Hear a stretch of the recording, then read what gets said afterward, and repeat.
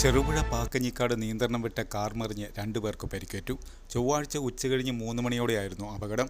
മഞ്ഞക്കാട് ഭാഗത്തു നിന്നും ചെറുപുഴ ഭാഗത്തേക്ക് അമിത വേഗതയിൽ വന്ന കാറാണ് അപകടത്തിൽപ്പെട്ടത്. റോഡിന്റെ സൈഡിൽ സംരക്ഷണ വേലിയിൽ ഇടിച്ച് കാർ റോഡിൽ മറിയുകയായിരുന്നു. ഓടിക്കൂടിയ നാട്ടുകാരാണ് കാറിനുള്ളിൽ നിന്നും പരിക്കേറ്റവരെ പുറത്തെടുത്ത് ആശുപത്രിയിൽ എത്തിച്ചത്. മഞ്ഞക്കാട് സ്വദേശികളായ കൊടകശ്ശേരി ബെന്നി 54, ബെന്നിയുടെ മകൻ ബിബിൻ 27 എന്നിവർക്കാണ് പരിക്കേറ്റത്.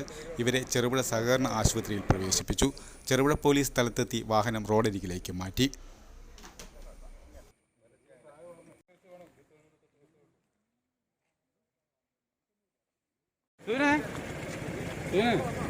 പുള്ളി